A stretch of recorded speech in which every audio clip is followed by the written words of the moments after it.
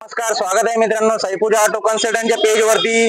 जसं की आपण बघत आहोत, श्री क्षेत्र त्र्यंबकेश्वर येथून संत निवृत्तीनाथ महाराजांच्या पालखीचं श्रीरामपूर नगरीमध्ये आगमन झालेले आहे। आपण बघत आहोत आपल्या वारकरी संप्रदायातले बरेचसे लोक इथे दिसत आहेत आपल्याला। आजचा मुक्काम त्यांचा बेलापूर येथे होणार आहे। आपल्या साईपूजा ऑटो कन्सल्टंट टीमच्या वतीने आपण इथे केळीचं वाटप ठेवलेलं होतं, आपण त्यांना करत आहोत।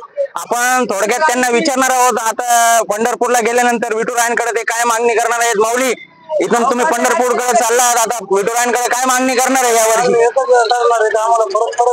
परत परत त्यांना बोलावं, इथं आपल्या बळीराजाला सुखी ठेवावं, यावर्षी चांगला पाऊस पडावा, यावर्षी सुख समृद्धी भरभराटी यावं, अशी मागणी आपल्या वारकरी संप्रदायातले लोक इथं पंढरपूरकडे करणार आहेत। तरी आपण एकदम भक्तिमय वातावरणामध्ये ते इथं चालत आहेत।